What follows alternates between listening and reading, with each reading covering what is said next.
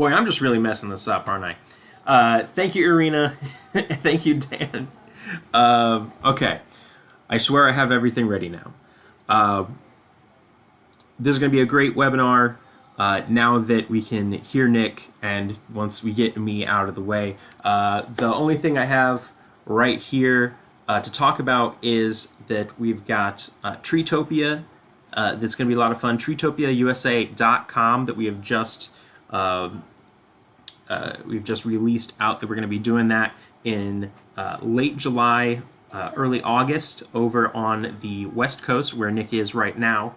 It's going to be a lot of fun. Everybody should come to it. It's going to be a blast. It's kind of like a different type. It's sort of a Jamboree thing, but more for everybody. Anybody can come and do stuff. Current promo, we have the Fusion 499 coupon code out there. If you have a rope wrench or you don't have a rope wrench and you need the best tether to go with it, it's the Notch Fusion tether. You can get that for free with the code Fusion499 on any order over $250. So you can get the Flow, the Fusion, and probably your hitch cord, and then still, a couple other stuff, and only spend $250 on it. So without any further ado, I am going to switch it over here to Nick Araya. Are we live? Yeah, but I've got a little intro thing that's going right now. Oh. You'll like it. It's really cool. There we go. And go. Wow. That was so cool. I feel famous. Welcome, everyone. Have you seen the new Flow tether? It's so good. The Flow rope wrench? Yeah. Yeah. What do you like about it, Nick? This little adjustability part, with an experienced climber, if it's not working properly, you can just adjust your hitch. But if you have someone who doesn't have the full comprehension of how all the nuances of a hitch work, it doesn't matter. They can stick to their same hitch day in, day out with any rope, and they can just make minor adjustments here as needed. So I think that's pretty clever. Cool. Thanks. All right. Continue. Ignore me. All right. So thank you guys for showing up. We're airing, I'm following along on my own iPad here, and I can see there's several dozen people already on, and I'm sure more will come as you guys share this with everyone. But today we're going to talk about business stuff. And I've been a climber for 20 years, and as my climbing career has progressed, eventually I started my own company, and now I find myself in a position where I'm climbing once a month or sometimes less than that, but I'm running a business day in and day out. And I've always loved learning and sharing what I've learned with other climbers. And over time, that's progressed to sharing what I've learned about business with other business owners and prospective business owners. So that's what we're going to talk about today. I call it the boring business stuff because there's no chainsaws. We're not going to be felling any branches. We don't need our helmet today. But honestly, this is the stuff that excites me these days. And you'll see as we get going that I really love this whole topic. So without any further ado, Kale, can we see the big screen now? I am working on it. You might have to describe what is on the screen for a second here. Oh, the opening screen is the just the title of the presentation, and there's a background picture of two of the climbers at our company up in a tree. There we go. Okay. Yeah. Got awesome. It. Okay, and now this is the big test. Let me see if it actually jumps to the next slide. Yay! You can see it? Yep, I can see it. Okay, good. All right, so let me tell you, I think where a lot of the information is going to come from in this webinar is basically has to do with the background of my company. And a lot of the things that I tell you won't work for your company, but you can take the concepts and the concepts will work. So in order for you to think that I'm not a total maniac, I think it helps if you learn about my company a little bit so that things will make sense within my company, and then you can pull out from it as you need. That's the garage of the house we used to live in a few years ago. And in 2011 is when we started the company. Right now we have 14 people in the company, and we're always trying to look for more climbers, ground crew, and office staff. We, in this tiny little company of 14 people, we have 6 certified arborists, a board certified master arborist, 2 tree risk assessment qualified arborists, and 2 certified tree safety professionals from the TCIA. That's a ridiculous amount of certifications for a company of only 14 people. I think if you look at those numbers and compare them to most companies in the country, a company with that many certifications should have 20, 30, or 100 people in it, not 14. But it's something I'm really proud of. It also means that our costs are higher because we have to pay people more to keep them here. So what is our mission? That's a good question. I don't have a mission statement, and frankly, we're a tree trimming company. We don't need a mission statement. It's better to have one, but we are the type of company that people come to when they're trying to save their tree, and it's not just a question of who can cut it for the cheapest amount. And that is something that I started from day one. That was my goal, is to be the company that can do the things that no one else can do. The way I looked at it is, if all that we're doing here in Los Angeles, everybody really thins trees, they lace them out, which is a phrase I'm sure we all love. They round them over and they remove them, or just top them. And every tree company can do that. And some of them do it a lot better than we do it, which I'm not ashamed about. And if we're just going to do what everyone else is doing, the only way we can compete is on price. And I said, you know what? I don't want to work for all those folks that are just looking for the bottom dollar price version of what everyone else is doing. So we've built our company to be able to charge top dollar prices and do things that no one else can do, or at least they can't do it well. So moving on, here's our current shop right now. And we're going to do a little tour of this in a little bit. But yes, that's a 100% natural rainbow in the middle there. If you look in the middle photo on the left, there's a little Volvo logo.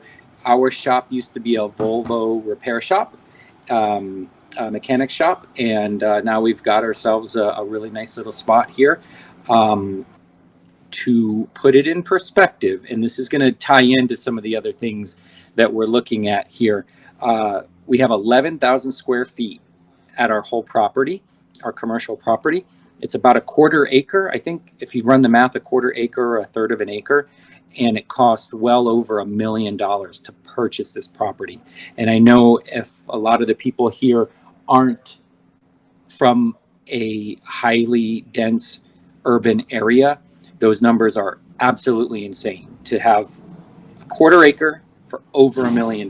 But it's our home. We love it. And I think it is the best place for us. We looked far and wide for something better, and we couldn't find it. So that being said, let's walk around, and I'm going to just spend a couple of minutes showing you guys. We're going to start outside, and if the reception stays good, we'll do that. So Wait. Let me do the video again. Oh, okay. I spent like 10 minutes on it, so I have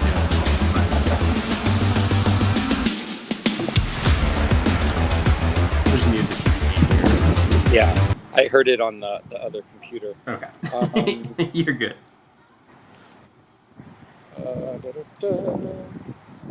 Can't remember how to turn the screen around.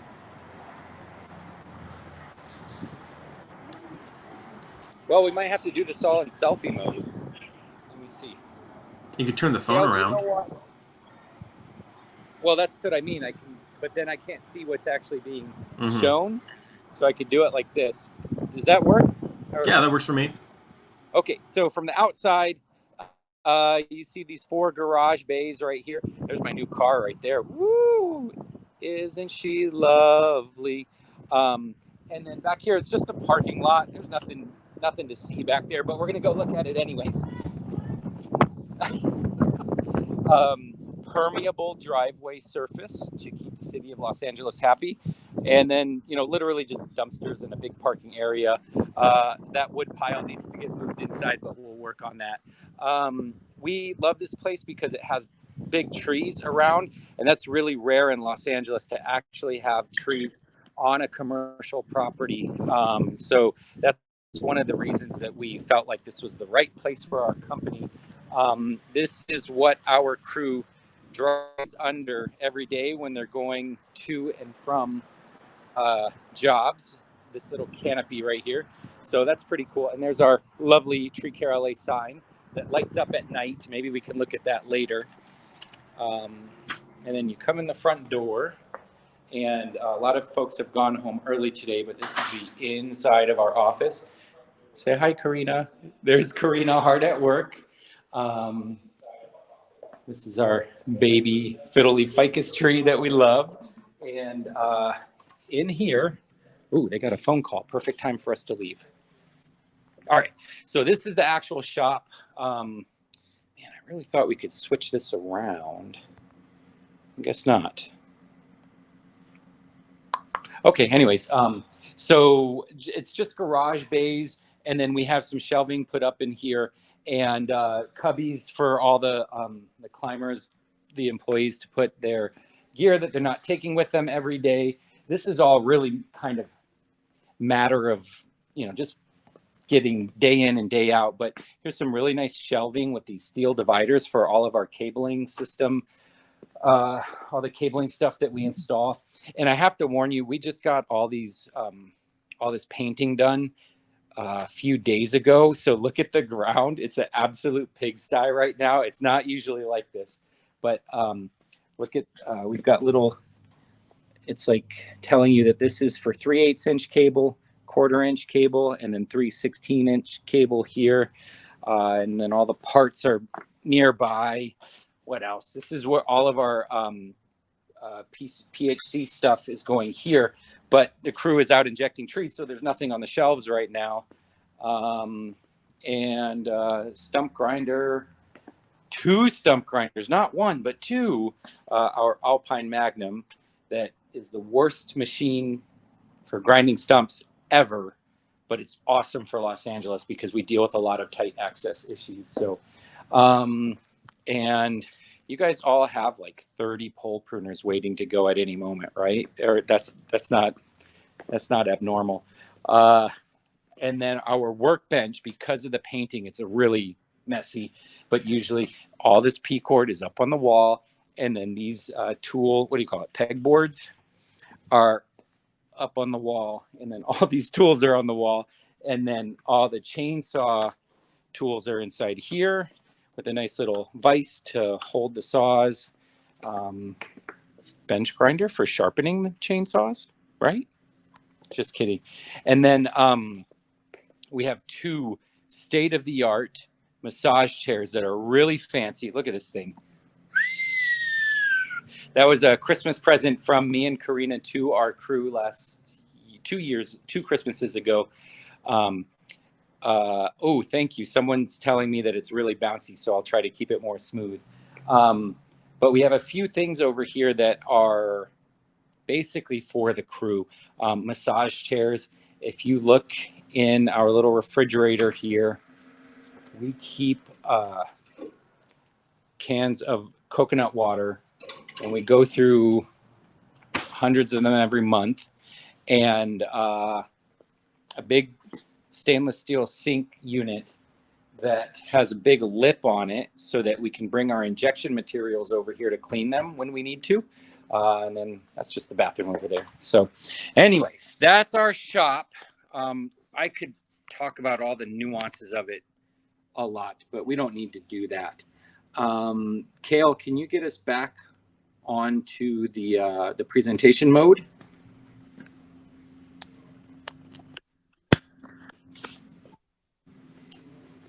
Okay, all right, so that's our shop. And this sort of begs the question, how does a fun little tree care company figure out a way to buy $1 million piece of commercial property in a huge real estate market. But I'm not going to tell you the answer to that question. It's going to come at the end, and it's I think the answer is really cool, and that you're going to enjoy it. So that'll be the little carrot, the cliffhanger for you. All right, so TreeCareLA. This is our org chart, our organizational chart that it kind of lays out who everyone is, and I think every tree company, their org chart looks like any other companies. You've got a boss of some sort at the top. It's usually the person that started the company, and then you have employees below them. You know, that's the crew that's coming to help cut the branches and get them onto the truck and get them off the property or whatever.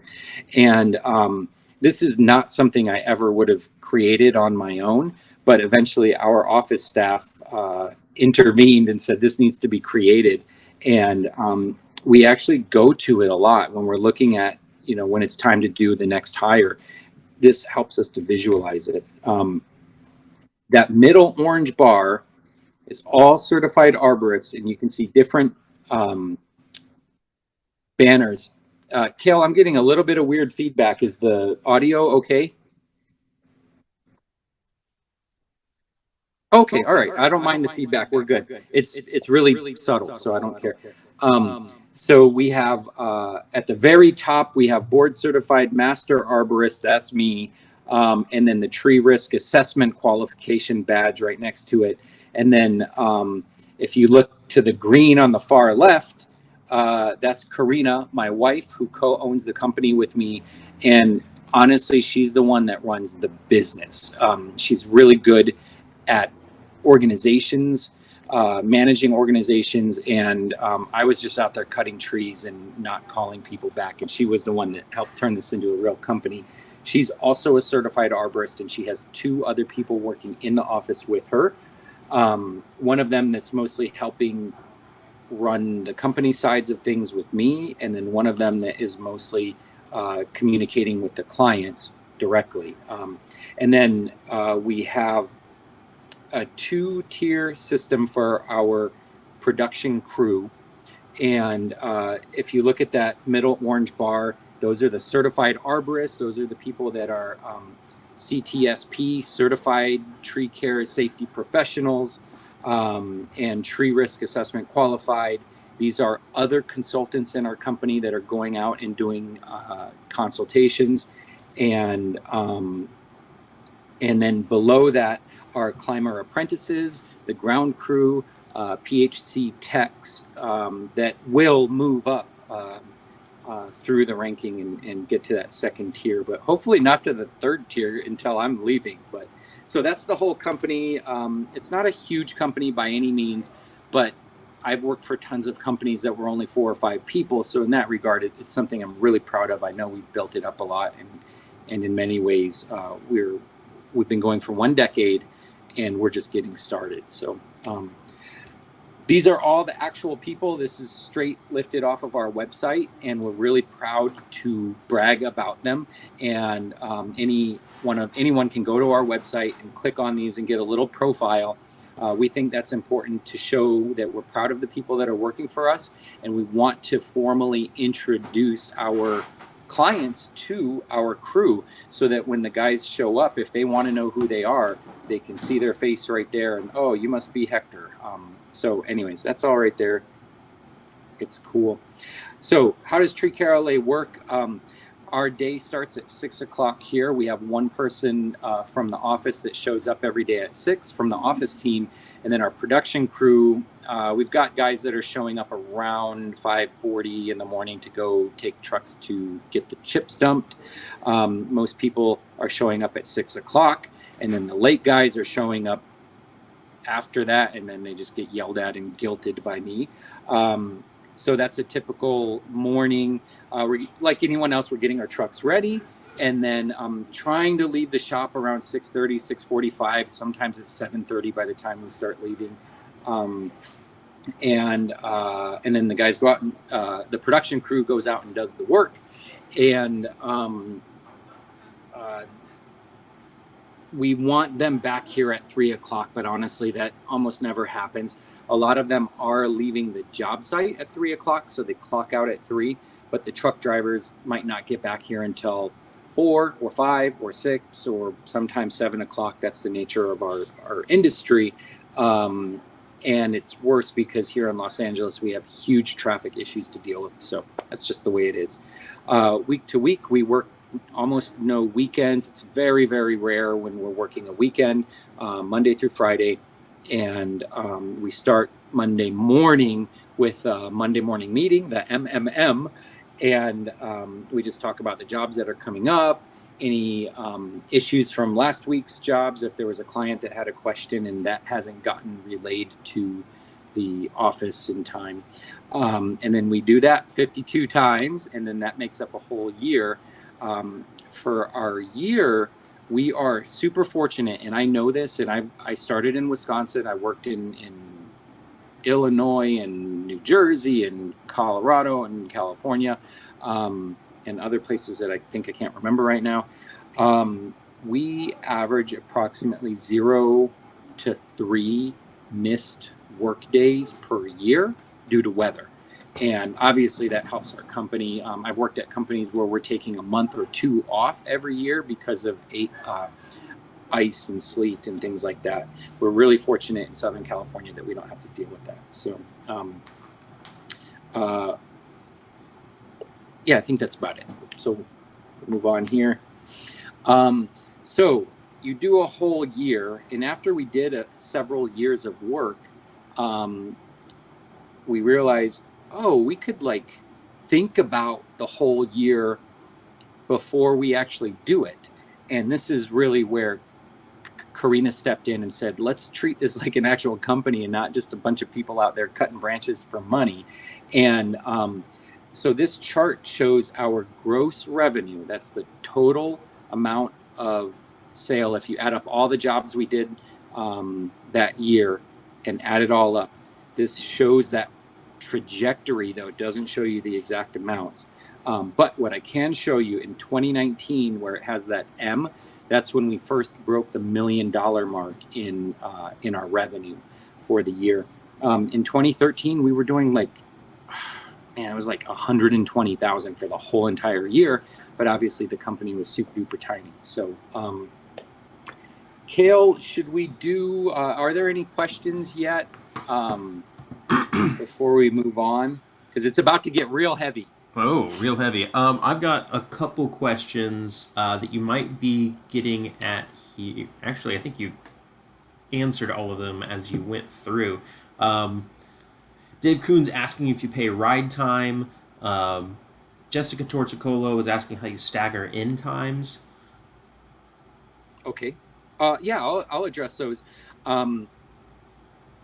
Absolutely, we pay for the ride time. We have to. That's time that I'm taking you away from your family. I am buying that time from you. That's what I, as a business owner, am doing. So, and also, I'm pretty sure that's the California state law that we're required to do that. So, even if I didn't want to, I would. I know there are companies in California that do not, but I've worked for companies here in California that didn't pay their employees the right way, and that's a big part of why I'm running my own company, so we can do things the right way. And then Jessica, I might need you to resubmit your question with some more info, because we don't stagger our end times, if that's what you're asking. In times is what she said. IN dash times. Oh, like what time they're clocking in, I'm assuming? I suppose so, yeah. Yeah, and if that's what we want, everyone starting at 6 o'clock in the morning, and we don't stagger them at all. It's something I'm constantly thinking about, but for right now, everyone comes. We start at the same time, we get the job done, and then we all go home. And by we, I mean the production crew. They do. I don't get to go home. Is that it, Cale? Yes, that's it right now. Okay. All right, cool. So 2019, we broke the $1 million mark. And by this time, we've been doing this for 8 or 9 years. And we've been getting really savvy. It started with Karina projecting what was going to happen in the following year. I think that was somewhere around 2016 or 2015. She showed me her projections for the year, and I was like, whatever, I don't care about that. And then a few times throughout that year, she would keep showing them to me. And then by the end of the year, I realized, holy crap, she fully predicted with really high accuracy how many jobs we were going to do, how much money was going to come in, what our profit margin was going to be, how many employee, what our payroll was going to be, all of that.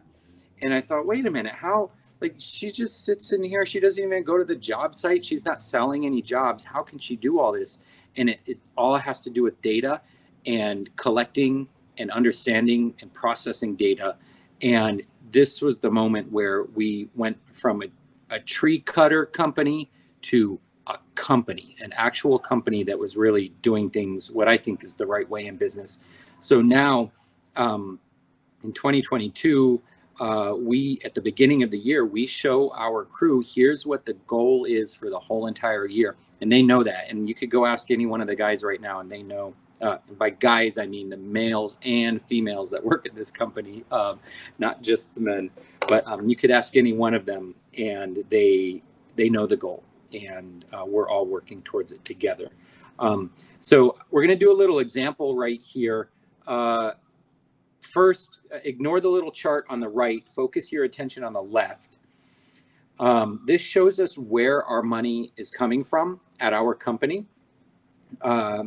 The big blue one, that is the production crew. I hear a truck pulling in right now. That's the money that they generate. And that one I think everybody understands, but we also have this green and yellow bar. The green one is consultations. We don't do free estimates at our company. We charge $150 and sometimes more than that, sometimes $250, sometimes $1,000 for an arborist to come to your property and talk to you about what's going on and to give you an estimate. And if you add up, we have two arborists that are doing consultations full time, and then one of them that just does it 1 or 2 days a week. And if you add that all up, all the consultations, and multiply it out, it tends to account for about 7% of our income. And then 3% other projects, that's typically revenue that Karina or me and Karina are generating by doing big reports and things like that. And you know, it's about 3%, which isn't a lot of money, but when you look at dealing with numbers in the millions, 3% is a significant part of the income. So so knowing that that's where our money is coming from, that's how it's being generated, now we can look at this chart on the right, and we're going to do a little example here. Let's say your goal is for your company to generate $500,000 in gross revenue this year. We break that down. You see in the lower part of the chart, it says 49 work weeks. Obviously, we're working more than that, but if you average all the time people take off, it comes out to about 49 work weeks for the year. So that comes out to about $10,000 per week, which makes sense. 10,000 times 50 weeks is about $500,000.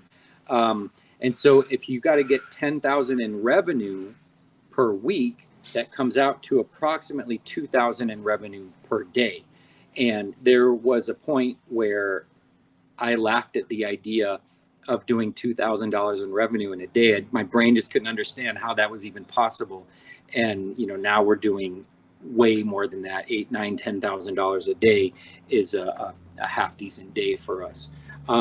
So we know for the total income goal for the day is about $2,000, but because of the consultations and other projects, you would only, if you have other projects like that or consultations that are getting paid for, then in our company, we can break that down, and we know that the production crew is responsible for about $1,800 of that $2,000. And you just break that down, and that's what gets you, that's what tells you what you have to do every single day in order to get to your $500,000 mark that you're hoping for. If you're not going to charge for consultations and you're not doing any other non-production related projects, then all of the number would just be that top, the top section right there for $2,000, about $2,000 a day. And then you can break that down even further, and we do that in our office to know if we currently have 9 production crew on staff. If we have 9 production crew, you divide 2,000 by, well, in our case, it wouldn't be 9, but let's pretend for the moment that you had 9. 2,000 divided by 9 comes out to somewhere around $200 per person. That's all they would need to generate. But if you had 9 people, you wouldn't be striving for $2,000 a day. You'd be going for a lot higher than that, I'm sure. So that's kind of heavy, but also I think very easy, and any of us can follow along with that. And I want to keep in mind, we're not talking about profit, and we're not really going to focus on that right now. One of the concepts that I started my company on is ignoring profit. Build the company first, build the crew first, and operate in that manner. And as long as our bottom line was getting handled, then we'll worry about the profit later. And I ran that way for many, many years, until we even started making something that anyone could look at and call it a profit. Okay, so how do we do that? You decide you want to make $2,000 or $5,000 a day. You've got to go out and sell jobs. And hold on, that's weird. That slide looks a little weird, but I can jump the gun here. Cale, do we have any questions yet, or should I keep going? So I do have a couple questions here. They just kind of started loading questions in, and I'll try to skip over ones that I think you'll get to first here. What bookkeeping system? I'm assuming you're going to talk about something like that. Are you going to go to Nick Araya's Are you going to go to Jason Dudek's party? I didn't get my invite yet. I haven't gotten it up on Facebook yet, so. Yeah, what bookkeeping system are you using? We'll look at it very quickly later, just one quick screen cap. But everybody uses QuickBooks except TreeCareLA. We use a program called Wave. It's free. It's an online bookkeeping website. It's just called Wave or Wave Accounting. We've been using them since the very beginning because I worked with QuickBooks at other companies and I just hated it. It just felt really weird to me. So that's what we use. Wave, like a wave in an ocean, if you guys want to check it out later. Okay. Right. I've got Bram Lippens. He's asking you if you've ever worked with international interns from Europe, aka he wants a job. Gary Thacker is asking about percentage of gross that you reinvest in the company. Yeah. So, Gary, we sort of hinted at this before. When the company was small, like a small, you never know if you're actually going to be in business next year, sort of small. We paid our minimum bills that we had to. Honestly, I was paying my crew cash, didn't have a payroll company, and just kind of skin of what is it, running by the seat of your pants or whatever. And anything that looked like any leftover money got directly reinvested back into the company, and usually as equipment because we just didn't have much. And for the first year or two, even if we had $500, wow, we could buy a chainsaw with that, and now I don't know the percentage, to be honest with you. Uh-oh. Oh, no.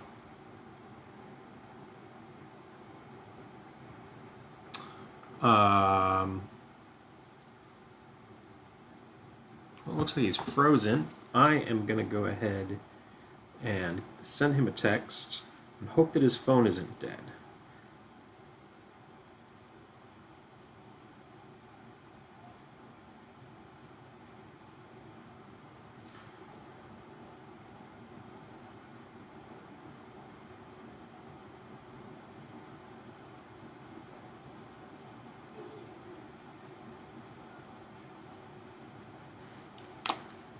All right. Well, I guess I get to talk for a little bit. All right. A couple other things that we have going on around here while we try to get Nick back on the phone. I'm hoping that he knows, because he's fully frozen up here. I'm hoping that he knows that he's frozen. But if you go to treestuff.com/events, you can see all of the events that we have coming up in the future. Our next one is March 15th. We have a Lunch and Learn live with Samson Rope. They're going to be going over some of their new stuff that they have coming out. They'll be talking a little bit about training, specifically on their rope, and some interesting things that they have coming up. That is at 1 p.m., right in the middle of the day for everybody here on the eastern side. It's a little bit earlier for people in California. I know it's a little tough for everybody when we're trying to get a live stream so that everyone can see it. All right, he restarted, but he's still there. Cool. So we have that going on. That is just a short little thing that you can watch over your lunch break. The next one that we have up is Entrepreneurship in the Tree Care webinar with a man named Samuel Davies, who's from the UK. He is the owner of Bear Valley Arborist Clothing. They have a clothing line that is made just for arborists. He's got some really neat new features on his clothing. That is going to be April 14th at about 6 p.m. EDT. And that's going to be pretty darn late for him, but it's going to be really fun.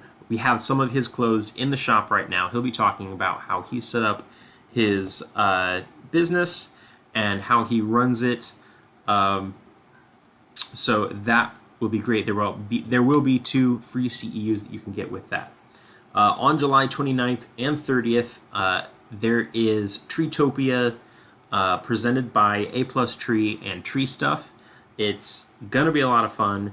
It is 2 days of sort of a festival atmosphere. We will also have training and classes that are in person. Nick Araya is going to be one of the trainers. You can get a whole bunch of CEUs there, something like 15 or more. Since he's going to be in person, he's not going to freeze up like this. So we won't have that problem. If I can't get him back, we might have to, I don't know, I'll just go through. Arborfest is going to be in North Carolina, if you can get to that. It's sort of the, sort of like a TCIA expo that's going on. There's a lot of training that you can do there.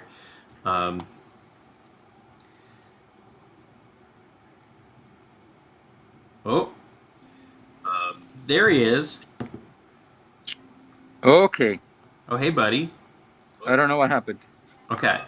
I am going to have to really quickly set you back up there, and now you're back. Okay. I don't know where we left off, but I think I can recap Gary's answer.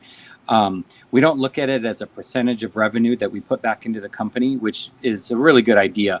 We have a chunk of money that is a big 6-digit number that's sitting in a bank account. And when we need to make a big purchase, we look at it collectively and decide if that purchase, whether it's a stump grinder or a truck, whatever it is, if we think that stump grinder, that purchase will let us replenish the pool of money that we have sitting to the side. And if it is, then we go ahead and make that purchase. And if it isn't, then we look at it a different way to make sure that we need to actually make that purchase. So, Gary, you're welcome to message me directly about it if you want to go more into detail. But this is not the way most people would advise you to run a business. Karina and I are both very risk averse, so we don't like taking lots of loans out to run our company. So that's just the way we do it. Okay. Kale, we're ready to move on to the next topic. All right. Well, give me 1 second here. Let me see if, yes, you're going to talk about that. Uh-oh. Thinking you're going to talk about Uh-oh, that. Kale. I can't hear you. Sorry, I was muted. My bad. Yes, I'm trying to find another one here. Okay, Oh, yeah. No, you're good to go. You're good to go. okay. So once we know what our annual goal is, in our example here, we'll say $500,000. We have to talk about actually selling the jobs. And that's what our next whole topic is going to be. Some tips for estimating, putting together estimates, making them clear for you and for your clients and your crew, everybody from top to bottom and side to side. So let's hop right into it. My first slide messed up. I don't know what's going on with it, but oh, geez, there is a slide missing. That's funny. Well, we'll just skip it. Don't worry about it. This slide right here, this shows our estimating software. We use Jobber, but people that use QuickBooks or Arbor Gold, I think, is one of them. There's a whole bunch of them out there. It's kind of the same idea. You give a name to a line item, and then you pull that up when you're generating the estimate. So there's a bunch of capital letters on here. This is INJ-PSHB. That's a code for injection for Polyphagus shot hole borer, which is actually an old name for an insect. But it's something that we treat for a lot here in the Los Angeles area. So when me or one of our other consultants at the company identify a tree that has that, they can enter in this line item, and then we have to make some changes to it. And let me see. We're going to do an example real quick, and this is kind of the first. Bye, Hector. Bye, Nick. Good luck on your certified arborist exam tomorrow. Where was I? Oh, yeah. So there's a ton of information on here. The estimator does not need to read it all, but they should know it. And but those three yellow spots are the highlighted parts. That's what we're looking for the estimator to fill in. The first one is obvious. It says tree ID and location. There are 2 California sycamores, aka Western sycamores. Then at the bottom, we need the DBH, and we also need to know how many trees it is, because it costs more to inject 2 small trees than it does to inject 1 large tree of the same DBH. So we put a formula in there, and you can see our formula. I'm going to explain it to you, but it's a little crazy. I've heard people say that if you're injecting triage, for example, you should be selling that at $10 an inch. And I started using that as our formula when we started doing trunk injections, and we would go out and inject 10 10-inch trees. That's 100 inches of trunk diameter at $10 per inch. That comes out to $1,000 to inject those 10 10-inch trees. And then we would go do another job, and it was 2 50-inch diameter trees for $1,000. And I noticed, wait a minute, that those 10 10-inch trees took way more time, but they're both $1,000 jobs. It's 100 inches DBH on both of them. And when I started looking at it and kind of thinking about it and visualizing what the crew is doing out in the field, I said, you know what? It's not just about the inch DBH, because you also, when you're done with one tree, you've got to take the system off and move over to the next tree. So we account for that in our formula now. The Polyphagus shot hole borer, we treat it with 2 chemicals. And so if you look at the end of the formula, it says $17 per inch DBH. And that's where we're accounting for the cost of the chemicals. And then there's 2 other line items, or 2 other parts to that formula. One is $250. That's the cost to inject the first tree. That factors in our overhead for maintaining the equipment. That factors in the drive time to get the crew there, the time for the estimator to write up the quote, whatever it is. And then $50 for every additional tree. And bye again, Hector. Good luck on your certified arborist exam. So if we have 2 trees that are, let's go with 10 inches diameter each, if we're going to estimate those, we go, it's 250 for the first tree plus 50 for the second tree. So we're at 300 total. And then we have 20 inches times $17 per inch equals 340. So we have 350 plus $390. No, $630, 730, whatever that comes out to. But oh yeah, it's 300, 250 plus 50, 300 plus 340. So $640 is the total. Sorry, I got a phone call and got confused for a second there. So that way, no matter how many trees we're injecting that day, whether it's 1 tree or 50 trees, that formula will work. Now, you might look at that and go, oh my God, I can't charge people $250 just to show up.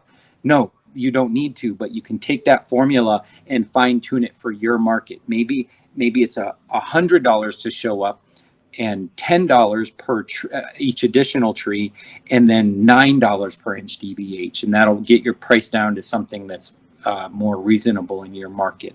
So when the consultant or the estimator fills this out, they delete the formula because we don't want the client to see it, because then they just start asking questions, and the clients don't always need to know all of the math behind every price that they see in front of them. And frankly, a lot of it is hard to explain, and we all know that it's right, but when they ask us, sometimes it can be challenging. All right, so that's one example of how you can use formulas to speed up the injection process. We also have it on vertical mulching. We put in the square feet, and then we use the formula to determine the dollar value of the product that we're putting into the vertical mulching mixture, just as an example.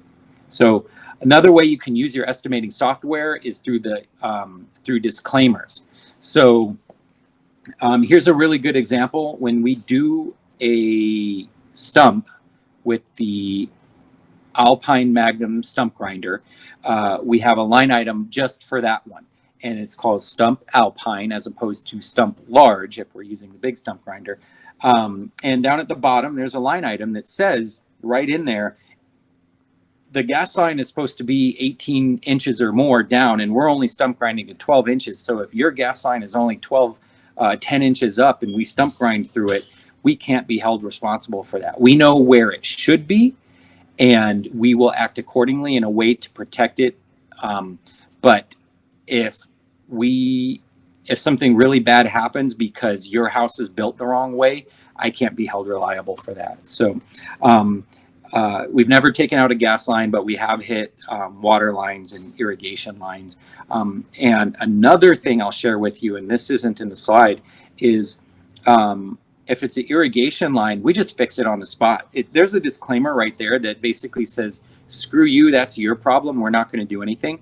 But we just factor in like $5 more for every stump that we do. And those rare occasions when we do hit an irrigation line, we can just tell the crew to go ahead and fix it on the spot. It looks really good to the client. They feel like we're taking care of them, and we're not actually losing money in the deal, because it's like a little insurance program that's taken care of. Here's another one. Again, this is from the Polyphagus shot hole borer injection line item. And there's 2 things here you have to see. One, there's some education telling the client what Propozol, what that product actually does and doesn't do. And then down at the bottom, there's one other spot that the consultant needs to fill in, where it shows how many spots we identified where a bark beetle went into the tree, because the more bark beetles that go into the tree, the less likelihood that the injection is going to work for this particular species. So if we have a tree that has 6,000 hits, that's called a hit where the bark beetle goes in, we probably wouldn't inject it, but if the client wants to do it anyways, we might be willing to try it. But we want to document that, because it is not uncommon for a client to call us back a year later and go, hey, you guys, we paid you all this money, and now there's these 4 wet marks on the bottom of our tree. We can pull up our quote and say, oh, no, there were 4 when we were there. And so we know that the product is working because a year has gone by and you still only have 4, and we have that documented. So that could come back to bite you if you don't do your job thoroughly, but we do it thoroughly to make sure that we're protected, the client is protected, and the trees are protected. So then we have client education items built into the line item, just little links here and there that show, you know, maybe they weren't fully paying attention when I was explaining what shot hole borer does to a sycamore tree. So they don't have to call me and ask me about it 2 days later. They can look it up themselves. Here's another one that we have in the Alpine Magnum stump grinder line item. There's a little YouTube video that if you go to that video, it shows what this weird little machine is and why is it so expensive for such a small stump. And we can show this to them. Every tree company in LA, in the United States, has some sort of a stump grinder. Not everyone can carry their stump grinder up a really steep hill and grind a small stump that's bothering you. So we charge a premium for that, and that video helps them to see why. And the disclaimer we already talked about.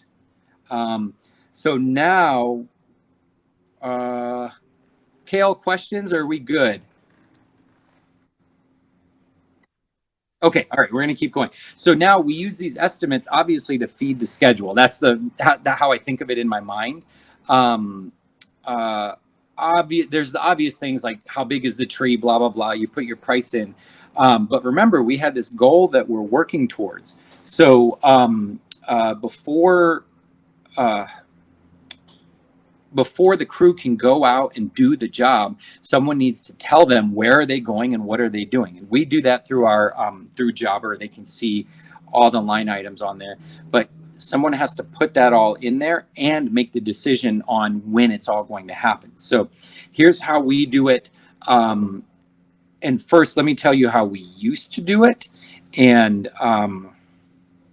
it was really hard because I had to do it all. And what we realized was every job has some, you could only bring a certain truck because maybe it was a really hard neighborhood to drive through, so we had to bring our smaller truck. Certain climbers have different abilities, so we want to make sure we're sending certain people to certain places. And so it was all in my head. And every time a job got sold, someone in our office would call me and say, hey, Melissa just approved her job. It's $4,000. How many people should we send? And then I would think about it and go, all right, I think that we could do that with 3 climbers and 3 ground guys, and they'll need a chipper truck. And I'd kind of talk it out with them, and they would write notes down, and then they would figure out the schedule off of that information. Now we have built into our system these drop-down menus that our estimators, when I'm making the estimate after I complete the job, we're going to assume the client's going to approve everything. And if they do, I have to put in the manpower right there. And so there I'll put in how many climbers, do we need someone to inject a tree?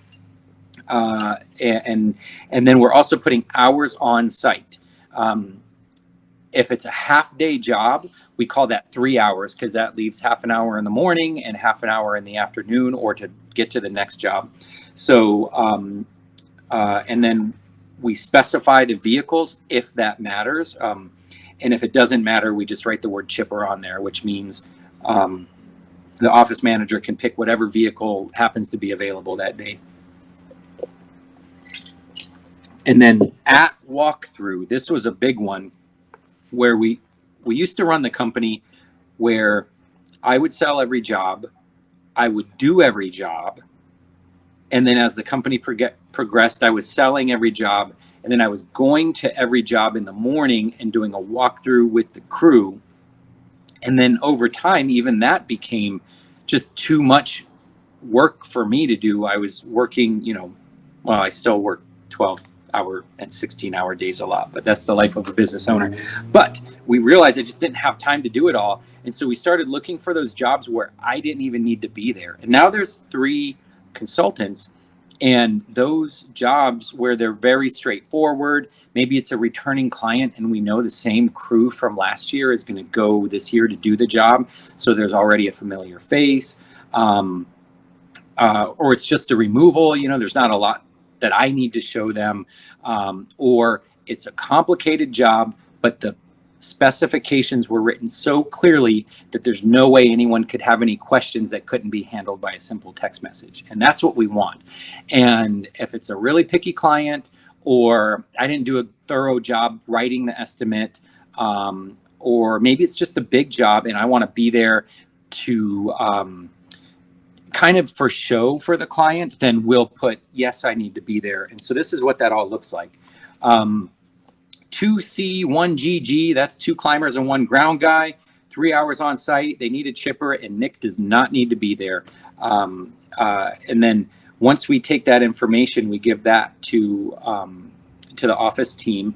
And Angela in our office, she looks at those, and as she's building the schedule, she'll end up with all these little gaps. And so she can actually break it out and say, show me a half-day job for 3 people. And then she starts filling the gaps, and then she puts together a proposed schedule, and it looks like this right here. And it's absolute craziness. It would be fun to show you this live, but I don't think we need to do that. She makes it on an iPad with the little Apple Pencil, and it syncs up to my iPad. So she puts the names in maroon, and that's her proposed individual people that are going to a specific job.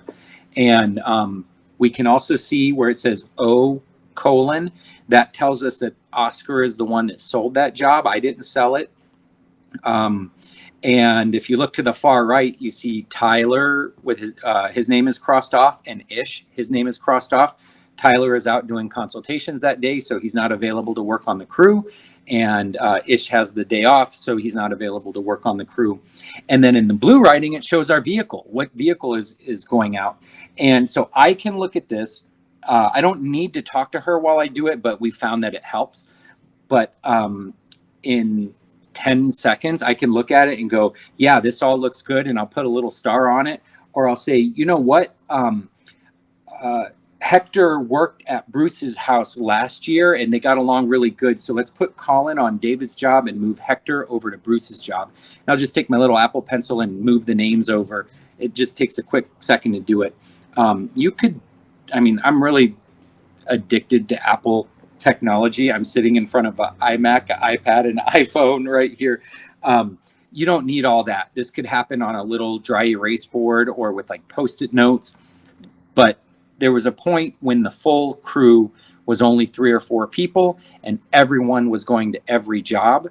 So it didn't matter. It was just, get in the truck and go. But now we have multiple trucks, sometimes up to a dozen people that we're trying to move around, and sometimes 5, 6, 7, or 8 jobs all happening in one day. And through this little note, we can plan it all out. But now we have to figure out how to show the crew. We're going to skip the live example. This is what the crew sees when they open up their phone and open up the Jobber app. Our office puts in the specific people: Tyler, Colin, Hector, Pedro, Sam, and Chris. This was today's job, actually. And then Joe is showing up later. He had a different thing he had to go do in the morning. And then when he was done with that, he came and met up with them. And Holly is the name of our truck. So they're taking Holly. They're going to do a $6,400 job in the Los Feliz area. And then it's got some other information that I never look at, but that tells, that's the office basically telling the crew and the sales team that they followed up on all the things. They told the client that we need to get into the neighbor's yard and all that kind of stuff. So it's all in there, and it helps the crew to visualize their whole entire day. And that is basically how we feed the schedule. And we do that 5 times a week and do that 50 to 52 times a year. And that's how we get to filling up a whole year's worth and hopefully meeting our annual gross revenue goal. Any questions, Cale? Yes. I've got a couple questions here. Jessica Torsicolos just asked, sorry, Jessica Torcicolo just asked, do you give clients an exact date when the job sells or a range?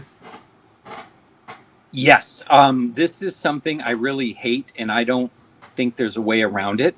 But because this is Los Angeles, we have to give people an exact date at scheduling. We don't get to just show up, which some tree companies get to do. We give them usually a 1 hour window of when the crew is going to arrive. And that happens not when the job is sold, it happens after the job is scheduled.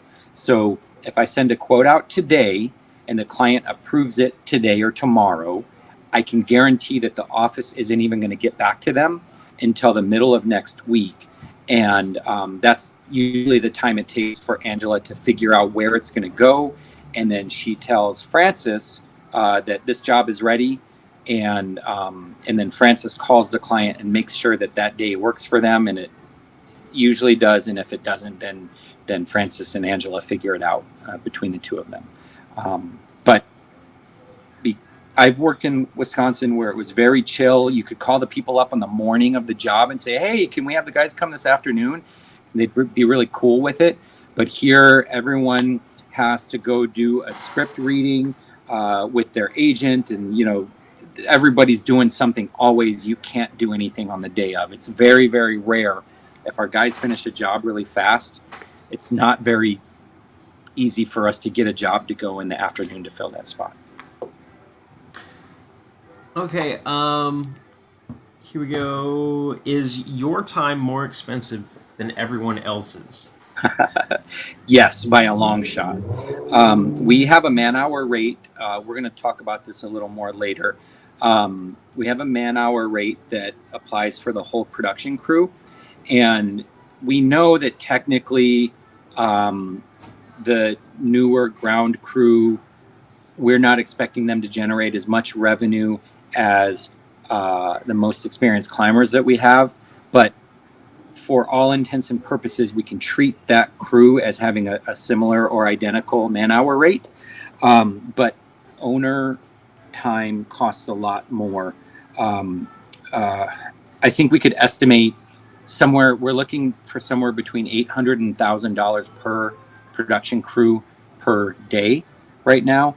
And my time should be more like $2,500 for the day. If you think about it, I'm capable of testifying for a legal matter at a $200 or $350 an hour rate. And so if you want me there all day doing that, you're going to have to pay a lot of money. Another way to look at it is I'm not a tree cutter. That's not what my job is. I have to sell a lot of things. So if you want to have me at your disposal for an entire day, you're taking away my potential to sell work for my company. And so we charge a premium for that. And as I become more experienced in the industry, as my company becomes bigger, my value per day keeps climbing. As I get more gray hairs in my facial hair here, my daily rate keeps going up. And frankly, we're at a point where I don't have to work every single day, and I don't want to work every day. I don't take enough time off. So we factor that in too. Because I could work for you, or I could actually just take a day off. And frankly, I'd rather take a day off sometimes than make $1,500 or something like that. So yeah. Anything else? Oh yeah. We've got a couple more. How far ahead are you booking out? Months at a time. We are almost completely booked. March is completely booked. April is completely booked. And I think we're half or 3/4 of the way through May. That is a challenge because when someone approves a $3,000 job, for example, and then they call 2 days later and they get a call 2 days later that says, all right, we can send the crew there on May 27th. No one confirming work in early March wants to wait until May. So the only way around that is to have more production crew, but there is a challenge finding good people right now. So we do what we can. And we just tell people that's the way it is, and your only other option is to go hire someone else to do it. So they usually don't do that. They have enough love for our company, especially if they're returning clients, that they'll wait. Frankly, May is a few weeks away. Hunter Townsend wants to know about how you use estimators. Do your estimators go to the job site when work is being performed, or are they part of the crew during the work? Yes and no. When the company started, I sold every job and I did every job. And then we got to a point where I was there only at the beginning. We have one estimator that's been doing it for a few years now, and I think he does walkthroughs for half of his job. Thank you, Karina. I'll do it. That's a good reminder. She just texted me something. And half of Oscar's jobs he doesn't go to at all, and he doesn't need to. And then one of our estimators has really just started last year. He's only doing it 1 or 2 days a week. So we want him to be at his jobs to basically feel the pain of underbidding, if he does that. Yeah, but our goal is to never have the consultant or the estimator at the job at all, because they can be outselling somewhere else.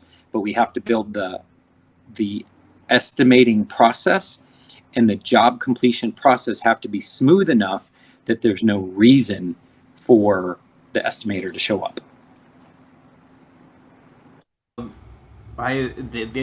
You keep talking and these questions keep popping up, but they're good questions. Yeah, bring them on. Jay Bradley's asking how you account for weather or, I guess not weather, you're in LA, unforeseen employee and equipment issues when you're booking that far ahead. If you are a religious person, prayer probably helps the most. We never know when people are going to call out. It doesn't happen a lot at our company. You can only do so much. If, let's say, a chipper goes out, if you came and visited my company a year and a half ago, we had one chipper truck and one chipper. So if either one of those goes down, we're screwed. And it was really challenging for us when it did happen. It didn't happen very often, but when it did, we were renting stake bed trucks or whatever to get it all to work out, borrowing vehicles from friends and stuff like that. Now it's the same thing, but we have 2 trucks. And today we were doing root crown excavations, trunk injections, pruning that involved a chipper truck. But we had a chipper truck and a chipper just sitting in our yard all day. It didn't it didn't go out, didn't do any revenue. And that gives us some flexibility now. If our first chipper goes down, it might bump things up the following day or that same day, but we can adjust the schedule as needed. And usually the clients don't even notice it. But we're finally at a point where we have multiple vehicles.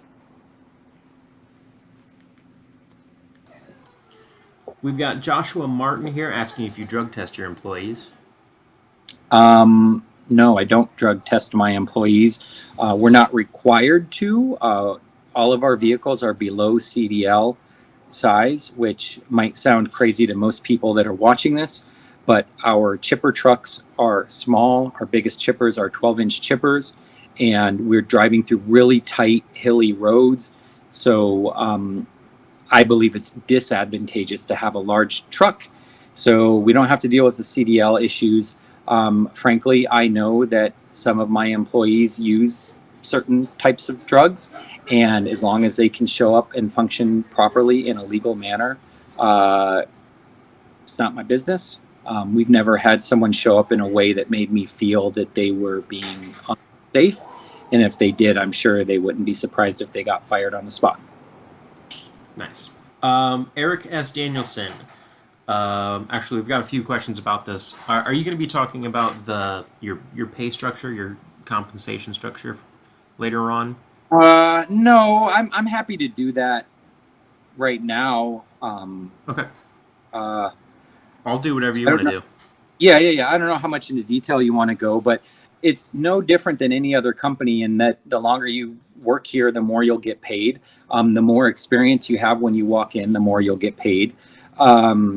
We have people that have been with us for 5 or 10 years, and they make pretty decent money. And one of our newest employees is in the room right now, and he's not making decent money. You know, I wish I could pay him more, but there is one limitation. If we say, all right, we think that a new ground guy that has a little bit of climbing experience, right, and is a really good ground guy, we think he should be making $30 an hour, which sounds good, right? If I pay him $30 an hour and you build up from there, my top end guys are going to be making like, I don't know, $60 an hour. And if you do the math, you now have to sell the work at a really high rate that I know no one will pay for in Los Angeles. Unfortunately, there's a lot of people that are driving the market down. And as much as motivational speakers might say that you shouldn't sell to your market, you should sell who you are, and then the market will buy you. The truth is, if you sell too high, no one will buy you. So we're always pushing our prices here. We have a really good benefits package, I believe, for our industry and our market. After you've been here for 90 days, you get medical benefits. After you've been here for a year, you get a week vacation every year. And we are constantly doing annual reviews and providing raises. We have on occasion given company-wide raises. The last company-wide raise we did was a $2 an hour raise for everyone, and that happened during COVID. And we are currently looking at, and we believe by the end of this year, we will have 401k, probably dental and vision added as well. But we know we'll have 401k added to our package. So I also know that there are, I think on average, we're the highest paying legit company in Los Angeles, but there are a few people that are making more. But usually when you look more closely at them, you find out there are some extenuating circumstances. So.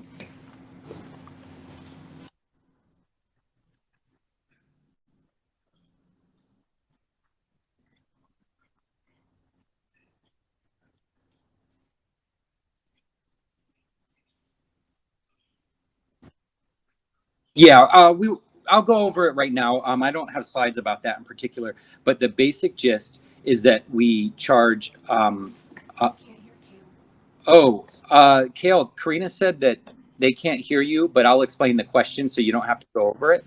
Kale asked how we do our no free estimates.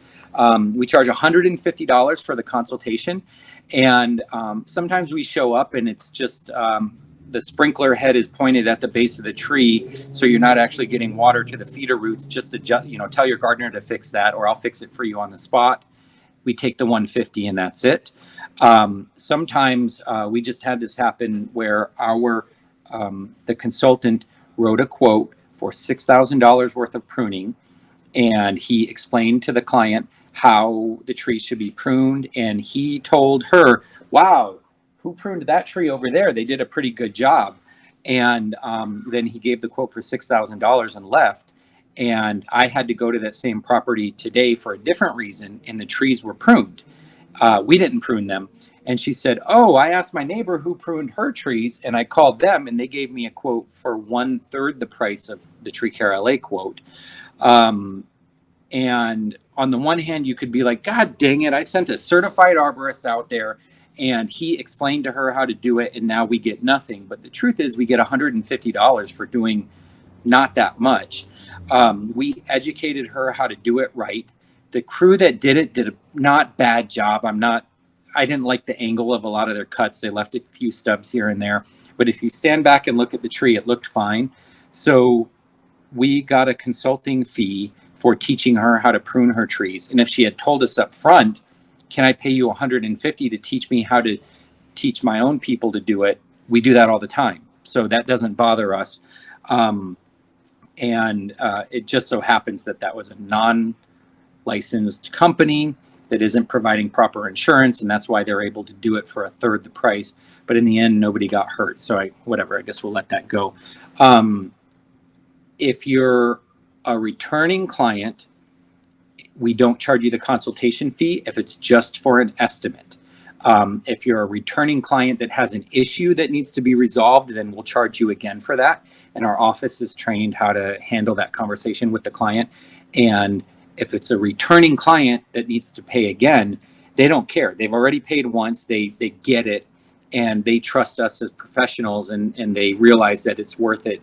Frankly, $150 for any human being to drive through Los Angeles and do anything is a really good deal. So it sounds like a lot of money. If we're doing certain types of consultations, maybe it's a legal consultation where your lawyer is suing you.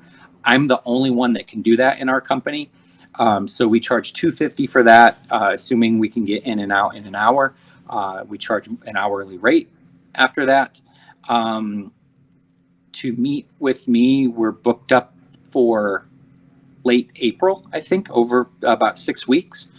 And I dropped a hint in a video previously that sometimes we charge $1,000 for a consultation fee, and that is absolutely true. Sometimes if you were to sit in our office and hear a call come in, it's kind of a pattern that you hear over and over. Usually Frances is the one that picks up the phone and she says, thank you for calling TreeCareLA, and how can we help you? And then you hear the person describe what's going on with their trees. A little bit of a conversation happens on if we can do it or not. And then Frances drops the bomb on them that, yeah, we can do that. We don't do any free estimates. It's $150. And a good percentage of the people yell at her like, this is stupid. Why would I pay you $150 when I can call these guys to do it for free? Okay, no problem. Let us know. We're here if you need us. That call ends. But half the time or more, actually, I don't know the percentage. Karina, do you know the percentage? Oh, she's not listening. But anyways, let's say it's half the time they say, oh, okay, that seems reasonable to meet with a professional. Then she says, okay, next opening is April 29th. At that point, a lot of people say, I can't do it. I can't wait April 29th. And then it's like 8 more weeks for the crew to show up. So that means they're coming out in like June, and I'm calling you in March. So Frances will tell them, what's the holdup? Is it just that you don't want to wait, or is it an actual issue? Yes, we're putting our house on the market and we've got these big, huge dead limbs. We need them gone immediately. We're having a party. It's part of a lawsuit or something like that. And then she'll tell them, we can have Nick there in 24 to 48 hours. We'll cancel people that have been waiting. We'll make them work on a weekend. We'll make them work late, whatever we have to do. We'll charge you $1,000 for that. And then we'll get you the quote or the report that same day or within 24 hours. Would that work for you? And now we're putting the ball in their court to decide, do they really want us to do it? And is it really an emergency that justifies us upheaving our whole schedule? And right now we're averaging about 1 per month, sometimes more, which is absolutely ridiculous, but it works. And no, we don't credit if it's a $150 consultation and you hire us for $500 or more, we'll credit the $150 towards the invoice. But if you do a $1,000 consultation, we're not crediting the $1,000. That's like a luxury fee for making me stop everything, stop production for you. So that's basically how it works. I could do a whole webinar on this topic alone, and maybe that'll be for next time. But any follow-up questions or other questions, Kale? What certifications do you use for the legal consultations?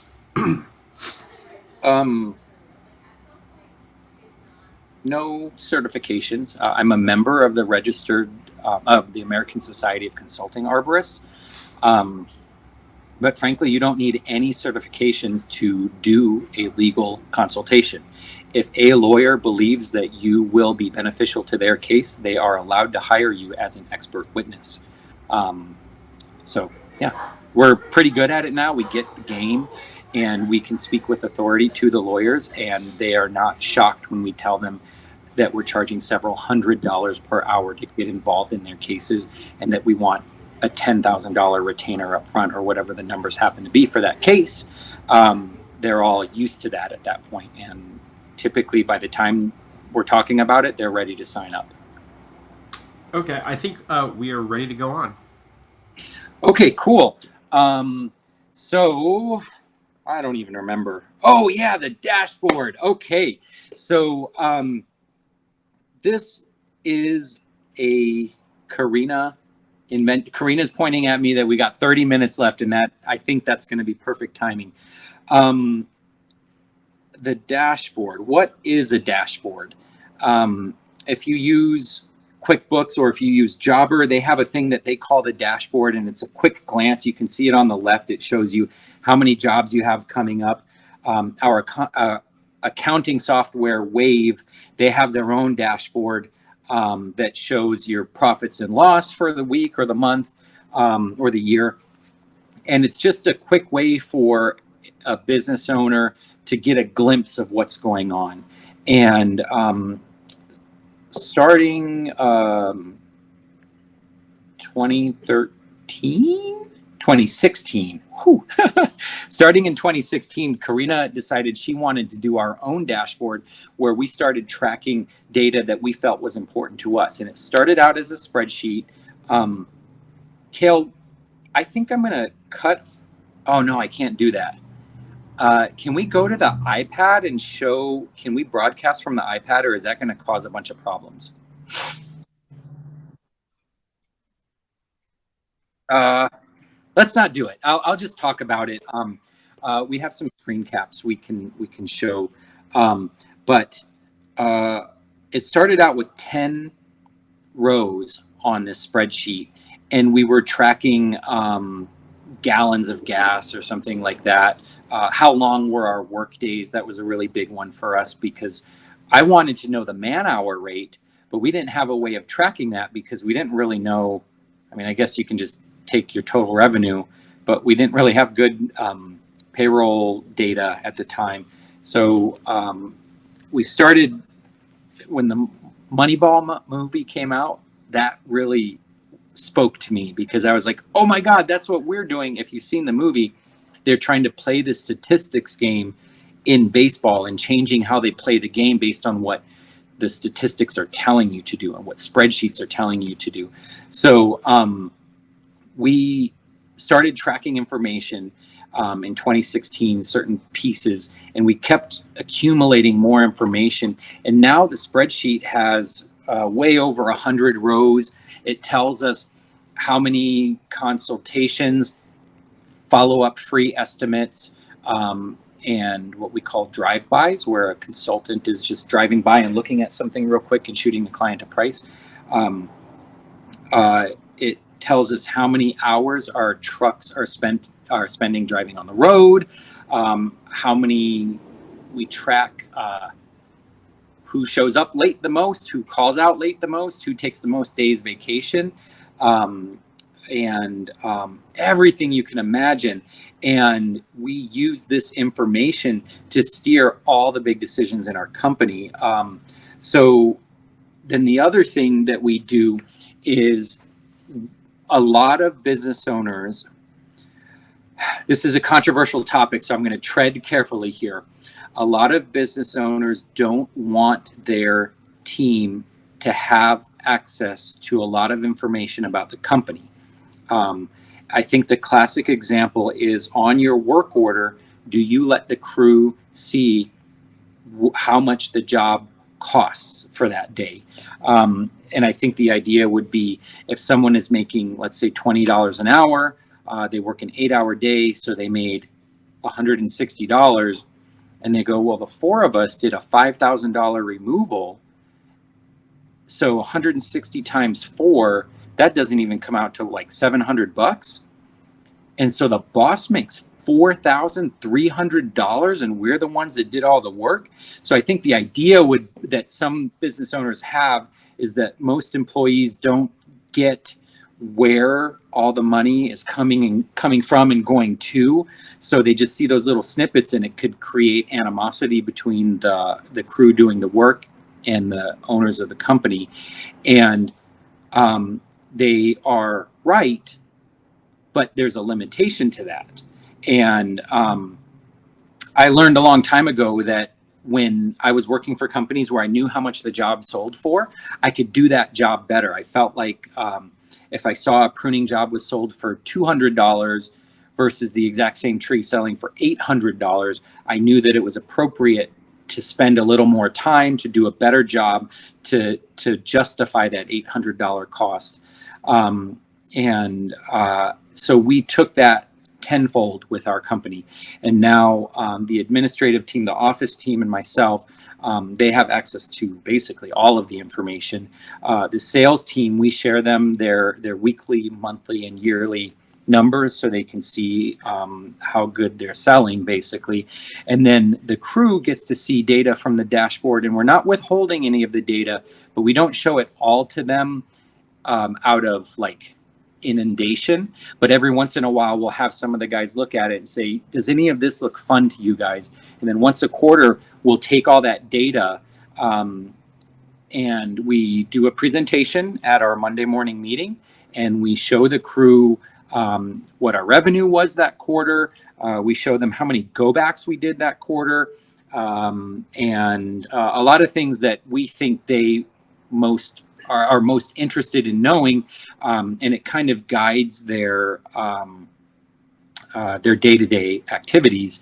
When the amount of go backs, we'll pick on that example for a moment.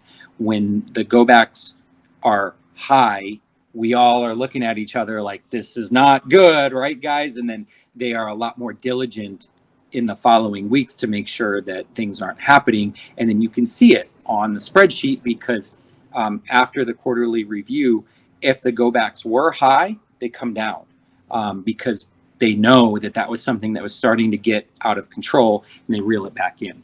So I was going to show an example of our dashboard, but right now, because of technical issues, it would be hard to show it.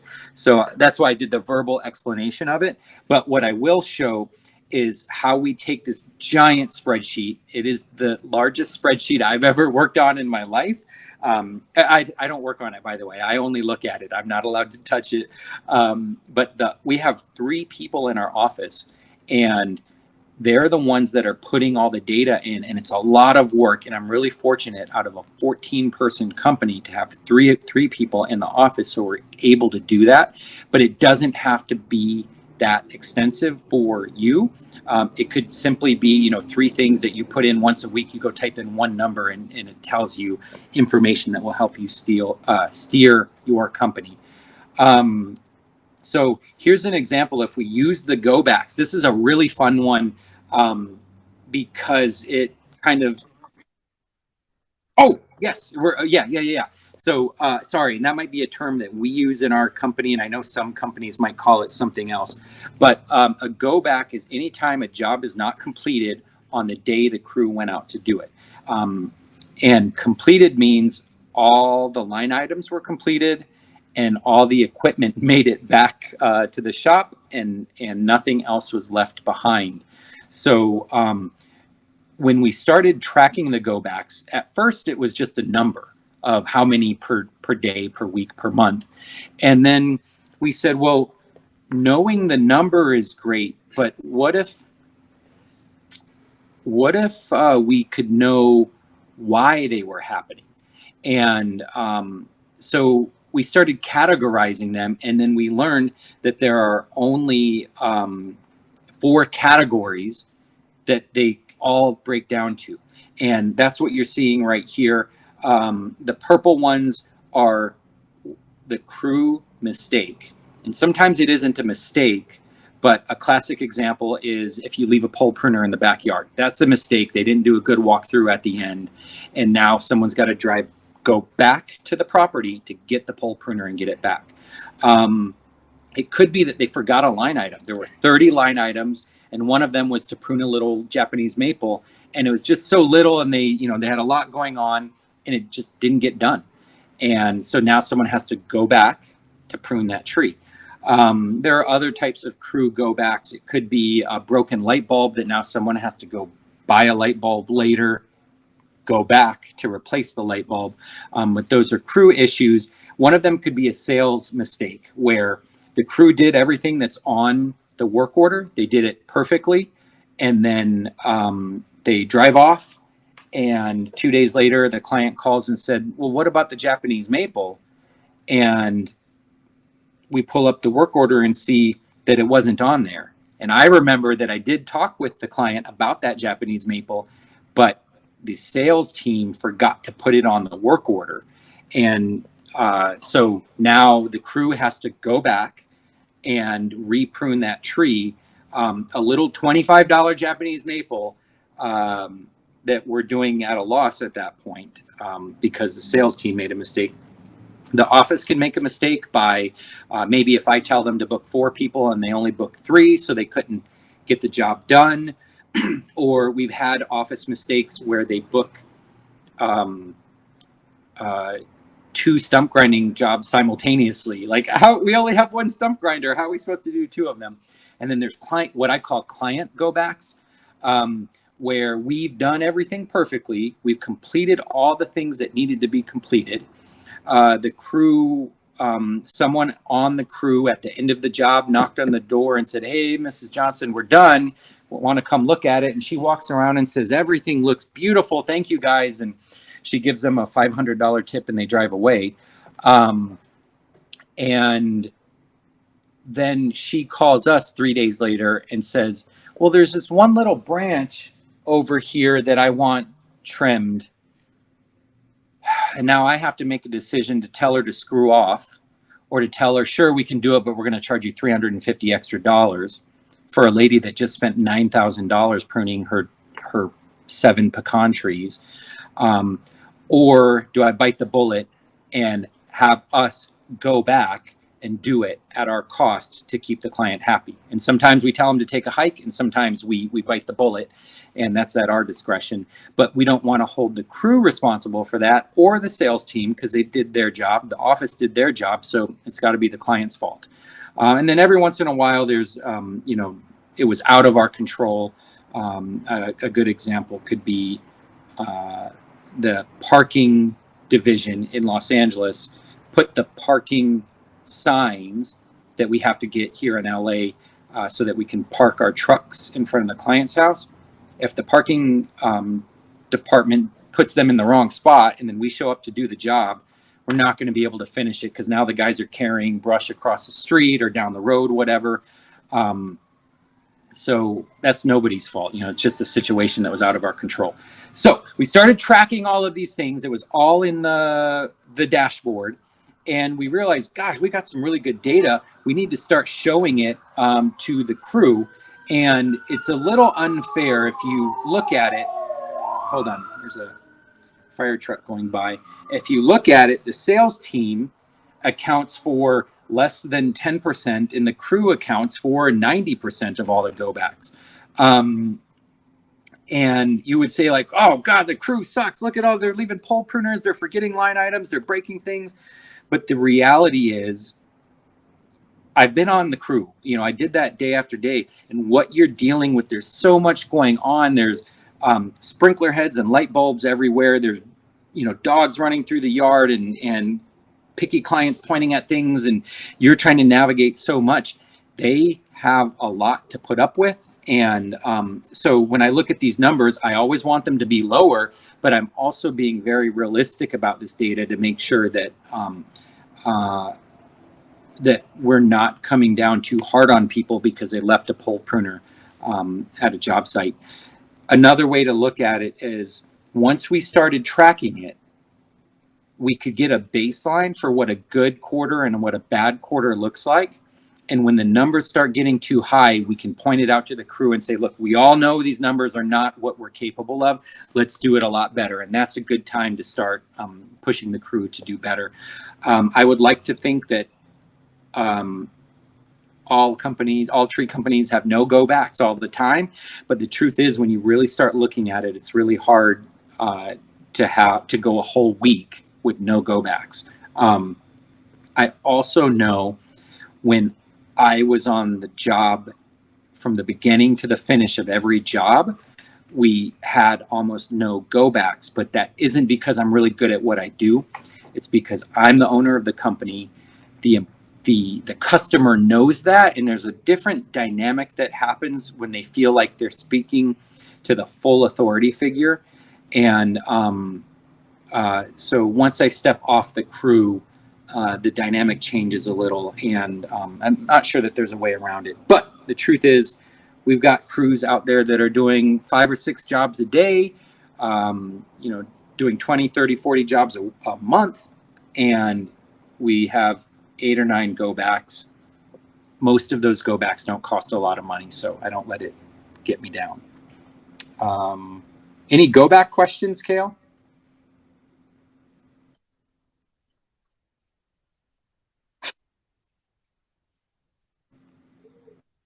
Hold on, let me try that again. Do you tally justified and unjustified go backs differently? Yeah, we do. So almost, I think everything that's a crew mistake is what you might call unjustified. I think that's right. And that's where they broke something, they forgot something, they didn't finish a job in time. Those are things that shouldn't be happening. The ones that are justified are when they weren't given the tools or the information necessary to succeed in their job. The office didn't set them up to succeed. So obviously it's justified. So I think you could look at this here and call the red, yellow, green, and blue ones as all the justified, and then the purple ones is what we would call unjustified. I believe that the sales team should never make a mistake.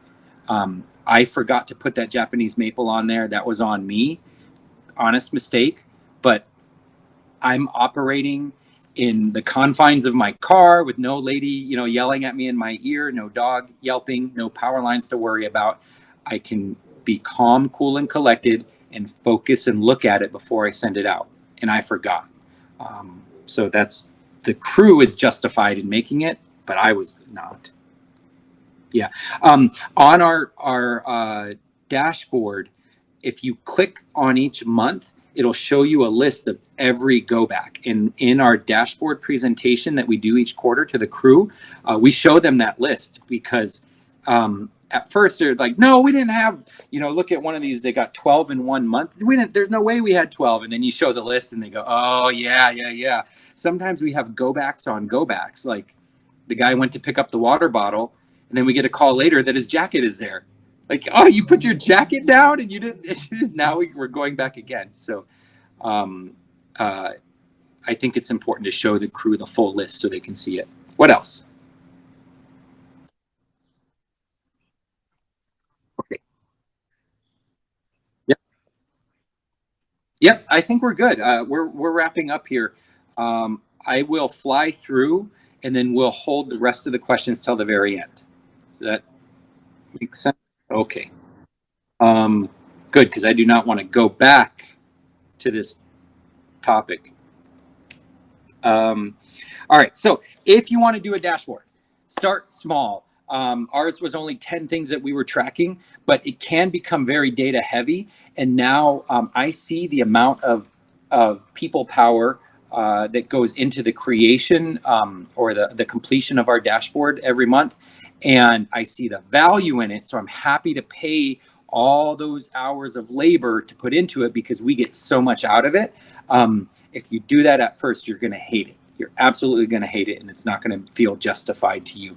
But you start small, get into it, and it's going to be great.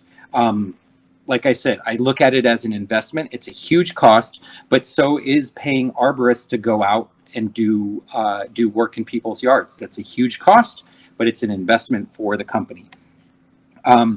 Get your nose into YouTube and Excel and learn how to use it. We use the numbers program in Apple world here, but Microsoft Excel is such a powerful tool. And if you could sit with Karina and just look at our dashboard, it's formulas that are connected to formulas, and you change one little thing here and it changes 50 other things. And it's all about learning those formulas, and it turns a basic tool into a really powerful tool. really quickly once you get good at Excel. And then this one might sound weird, but at first, ignore it. Just keep doing what you're doing, and you're feeding the data in. It's worthless in the first month, maybe even the first 6 months. It's worthless. You have to have a good data set until you can start pulling stuff out. So remember, it's an investment. Leave it alone for a while, but keep feeding it. And then the day will come where you're nonstop referring to it and taking other data out of it. So, all right. So how did we buy our shop? $1 million. It was 1.2 million or whatever the price was for this shop. It was because of the spreadsheet, because of our dashboard. Karina talked to me a couple years ago, 2-3 years ago, and said, hey, I think we need to buy a shop. We were leasing a property at that time, and our this is a funny story, and I'm not going to tell because it might not be completely legal, but at the time we had a really amazing low lease rate on a big 8,000 square foot warehouse, and it seemed ridiculous to me to buy when we had such a cheap place, but we were getting kind of filled up there. And buying in Los Angeles is absolutely insane. And she talked me through this, and it took a lot of convincing. She showed that we were at a point where we couldn't buy another chipper and chipper truck at our other shop because there was no room to put it.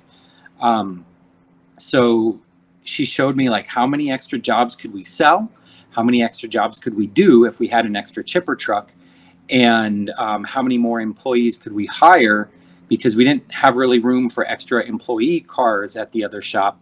And she started kind of laying this all out for me and then showing me in the dashboard different scenarios. What if we sold this many jobs instead of this many? What if we hired this many crew? And all of a sudden we started to she knew already. I started to realize that not only could we buy a property in one of the most expensive real estate markets in the country, we needed to buy one. We were capped, and we could basically predict at that moment what we would be capable of doing for the next decade because we were so limited there. And now we're at a property that was not limited, and we were able to generate a budget that we thought was reasonable. And then we spent over a year looking for a place until we finally found one that we liked. And now we absolutely love it. And it totally works. For us, we pay about $9,000 a month to be here, but that accounts for about a day's worth of gross revenue. So for whatever that's worth in your market, I hope you don't have to buy $1 million property to run your company out of.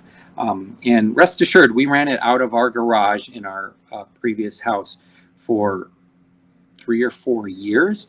And it was overloaded. We were parking, in the morning at 6 o'clock, all our employees would show up and just park in the street, and, bless the hearts of all our former neighbors because they didn't really complain. Okay, so why the heck are we doing all this, and how can we keep doing it? And to me, it's all about crew morale. The way I look at the running of our company is, you could say, well, you run a company to make a profit so that you can, live a better life or buy whatever, buy a Tesla or whatever. But some people might say, well, you've got to take care of your customers because that's ultimately who's paying the bills. And I realize that customers come and go, but we operate by taking care of our employees. And I think that if I showed you our benefits package and then we compared it to a lot of the companies across the country, you would say, that's really not that good. We do better here or there or whatever. But in our market, what we're able to pull off here is somewhat miraculous, I think, to be doing all of this over the table when most of the companies in LA are operating heavily under the table. We actually have workers' comp, and it's weird to say that that's a benefit, but a lot of companies in LA do not have workers' comp. So we're trying to pay above market or at the top of the market. We want to be the ones paying employees the highest rate because we don't want them to leave. That's simple math, but we also want them to live good lives. And then we're constantly, well, let's go on here. Pay a strong rate for your market. Pay as much as you can. And then have a benefits package. When we started the company, our benefits package was we give you a paycheck and we give you all the coconut water you can drink. That was it. And if you don't want to work, you don't have to work. That's fine. That's up to you. And over time, we realized there's a lot of other benefits that we have. This might seem ridiculous, but if you work more than 8 hours, you get paid overtime, time and a half. Some companies in Southern California aren't doing that. They're illegally not paying overtime. And so it's important to show your employees that we're paying you properly. If you work more than 12 hours in one day, which occasionally happens here, we pay you double time for that. Not because we're generous, but because that's what the law is. But it's like speeding. No one says you have to follow the law, but if you get in trouble, you're in big time trouble on this one. And we don't want to take advantage of our employees, and we don't want to suffer the wrath down the line. I've seen what happens to business owners that don't pay their employees the legal way. And so you start with whatever your benefit package is and then constantly push to add more. Look at what other companies are doing. For us right now, it's 401k that we want to have established, we think, in the next few months. Keep adding to that. It's like the iPhone. If it doesn't get better and better every year, people aren't going to want it anymore. So we want to keep adding more and more benefits so we can keep people around. Another morale thing that we look at is what are the fun jobs? There are jobs that we do that it's just drudgery. It's work, it's hard, and no one really wants to do it. And we bid those at a premium.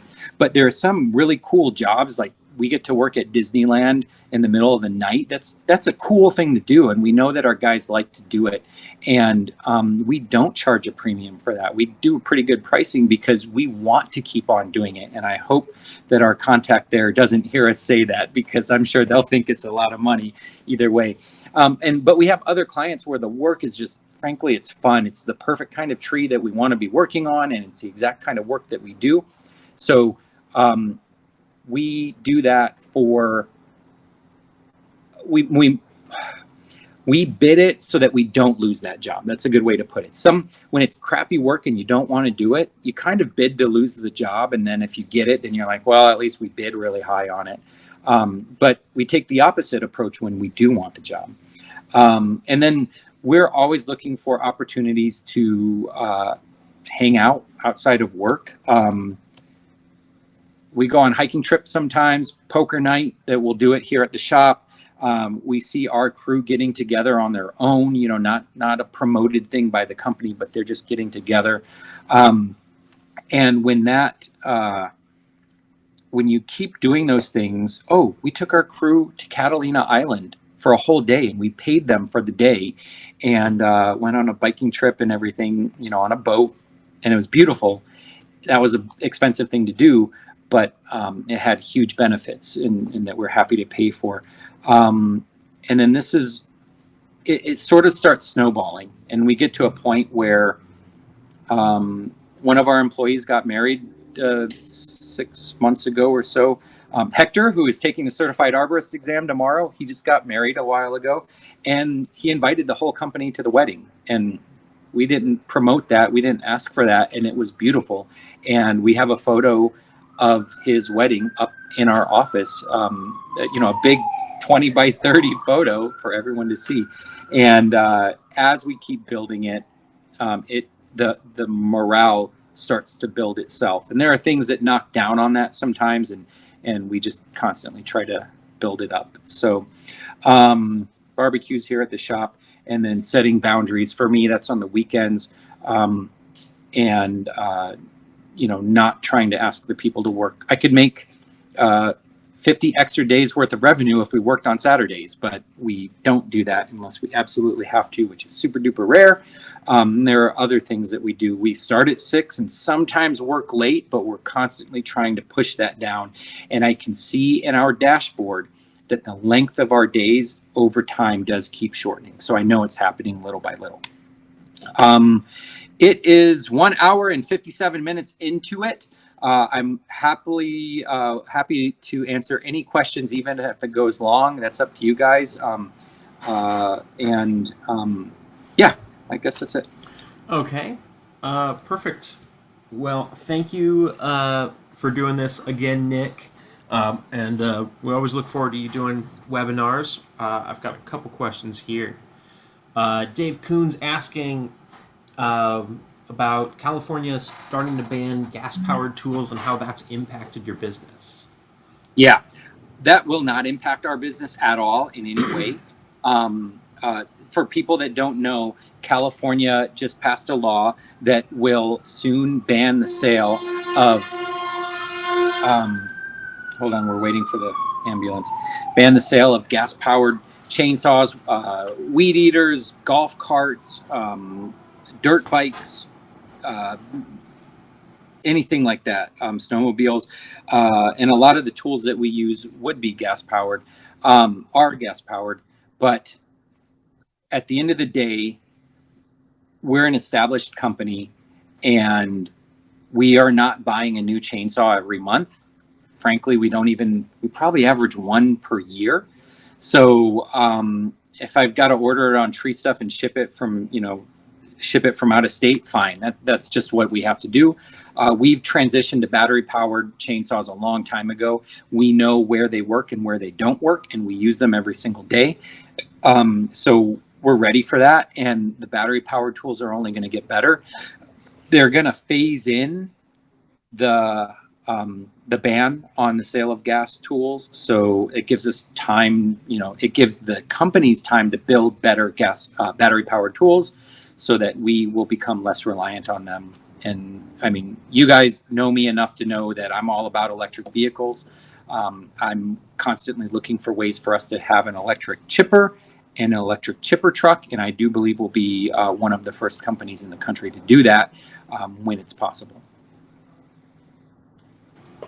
All right, and when you showed your income pie chart up there, did the consultation income reflect what you deduct from sold jobs, or is it the total consult fees for the year? Ooh, that's a really good question. That would be this little chart right here.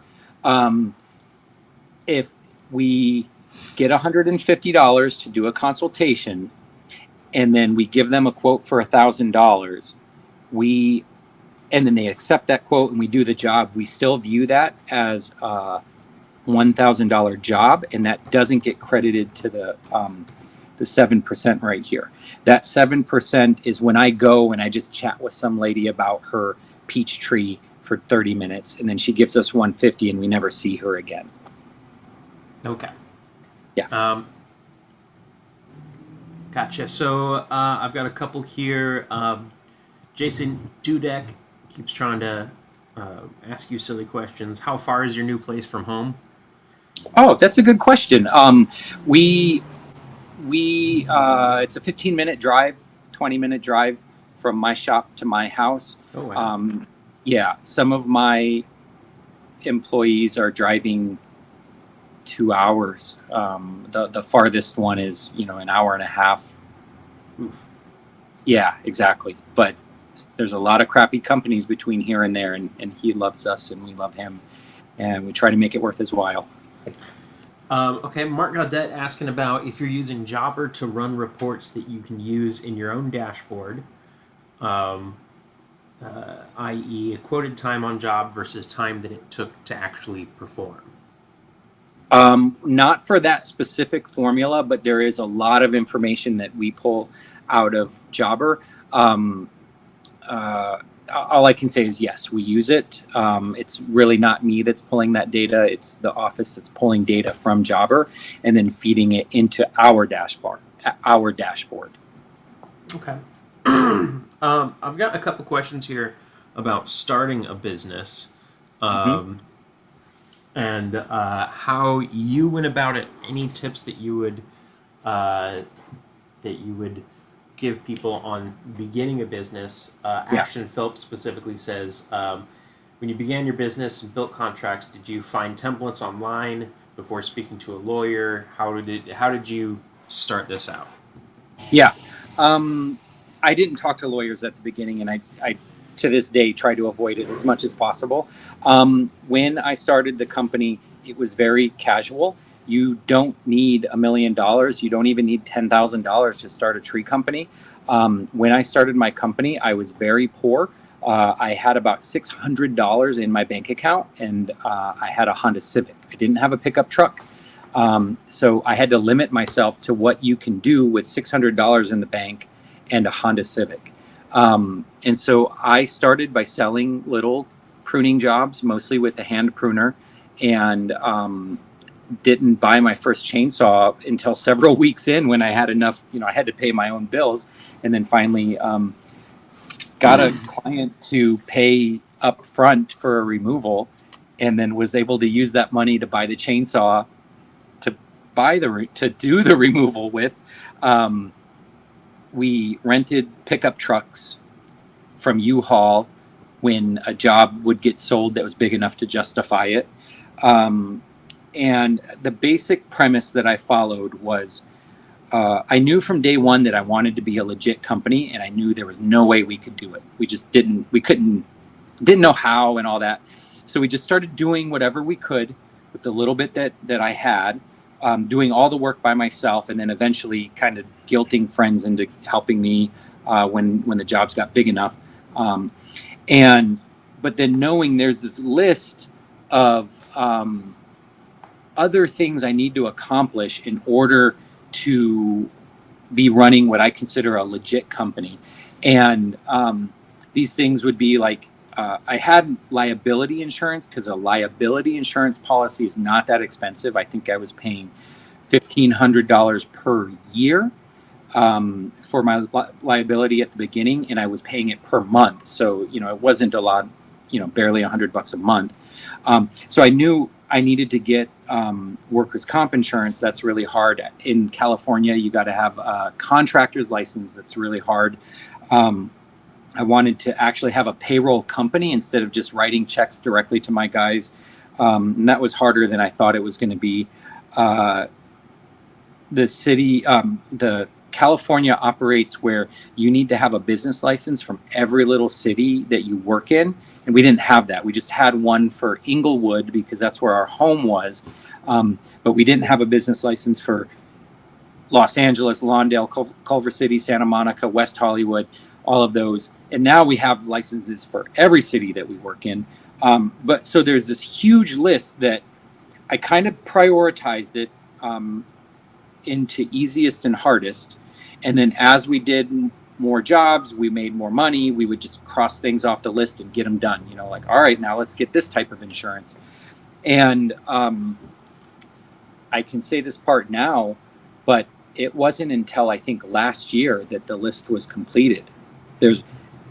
We are like fully legit, not breaking any laws anymore. And now everything else that would be on that list are icing on the cake, better benefits for the crew or things like that. But there were certain licenses that we didn't have even 2 years ago. What? Kale, let me interrupt. Oh, yeah. This is a neat little segue, but Treetopia is coming up, and you guys should go check out that website. Karina is going to do a presentation on how to properly start and grow a small tree care company. So I think perfect. You guys have heard me referencing this a lot, that I don't know, Karina knows. So that'll be an opportunity that you guys can talk to the wizard directly. Okay, next question. That's what I was going to talk about or ask about, is how you would recommend doing it. Like, if you could go back and do it again. Yeah. The go legit faster. I went, before we got workers' comp, I think 4 years went by.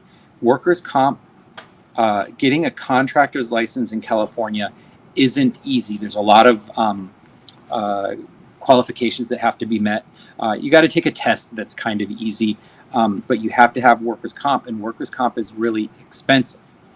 And what I didn't know, someone had advised me, like, hey, workers' comp sucks. Put it off as long as you can and just ignore any hazardous jobs, which is what I did. If it was a big sketchy job, we wouldn't get involved, and we would just prune, little rose bushes or whatever.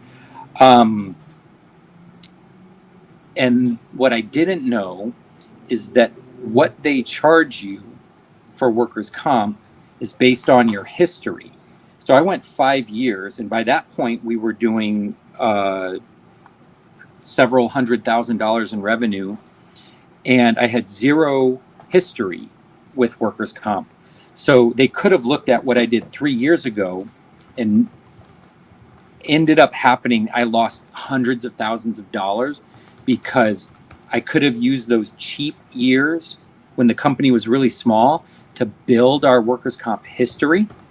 But because I didn't do that, I started paying workers' comp at the highest rate at the beginning when our company was kind of big at that point. And I shot myself in the foot and lost a lot of money because of it. So learn how the game works in your area. Be super duper safe, and walk away from the jobs that are beyond what you can handle.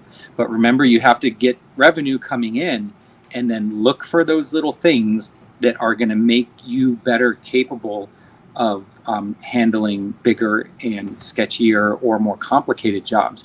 We're at a point now where we can work for a client like Disneyland, or individual billionaires that have stricter requirements than Disneyland does, which is really crazy to think of. But they trust us because they can see our work history. We have $2 million liability policies now, and anything that they ask for, our office can get it done. If they need a certificate of insurance or whatever, we can handle it now because we're big enough to do it. So not big enough, but we're capable enough to do it. Great. I think that really resonated with a lot of people here. I've got people asking about that and saying thank you.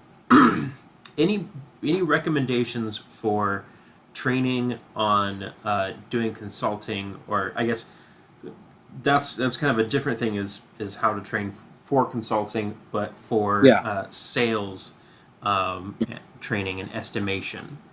Yep. Okay, hit YouTube and just search for sales motivational speaker. A bunch of them are absolutely stupid, but when you start listening to them, you start hearing really consistent themes about know your product, know how to speak with confidence, know how to speak to people in a friendly manner that makes them like you, and that has nothing to do with trees at all, but basically little tricks to make yourself likable, so that they're more inclined to buy from you. Asking them about themselves. What do you do for work? I don't care what you do for work. I don't need to know what you do for work. But I know that if I ask you, it'll open up a conversation that will make you like me more and make you more inclined to buy my product. And then beyond that, you have to know your local trees amazingly, better than anyone else. I know that I'm a pretty darn good arborist, but I know if you pick me up from Los Angeles and put me in Ohio, I am a horrible arborist. I can't ID the trees. I don't know the issues there, beyond emerald ash borer. And I don't think I could sell very well at first. I'm likable and all that kind of stuff, but I don't come across as an expert that people will feel comfortable paying money to until I can ID every tree. Los Angeles is a crazy market. We have hundreds of trees that grow here, and I can confidently identify a couple hundred of them, which encompasses probably 99 point something % of all the trees that are growing here. I know nowhere near all of the diseases, but I know lots and lots of them. And then I know enough to know if I encounter one that I don't know what it is, I'm going to find out and get back to you. And that's a really important piece, that if people are paying you money for an answer, if you don't know the answer, you either have to say, I'm not going to take your money and just walk away from it, or you take the money confidently and tell them, I'm going to do some research and I'm going to get back to you by this time frame, 48 hours from now, by the end of next week, whatever it is. And if they're cool with it, then do the homework and get back to them. And I've, over time, I started out the company, I didn't know what fire blight was. And I would see it and people would ask me and I go, oh, that's really weird. I've never seen that before. I've been doing this for a long time. I've never seen that before. Only to find out it's basically the most common disease across the whole country. And now I'm a stupid expert on fire blight because I've researched it so much that when people ask me what these brown bent branches are on the end of their flowering pear tree, I know I can speak with authority. I know they believe me. And even if they don't, when I walk away, they can Google it and they'll see like, oh, wow, this guy knows what he's talking about. And they don't feel bad about having spent that $150. So learn your local trees, learn how to be nice to people, and learn basic sales tactics. And I think you can be a good consultant that can justify charging a consult fee in your area. Maybe that's only $50 or $25, but at least it's something to weed the tire kickers out. All right. Well, thank you very much again, Nick. I think we're going to wrap it up here.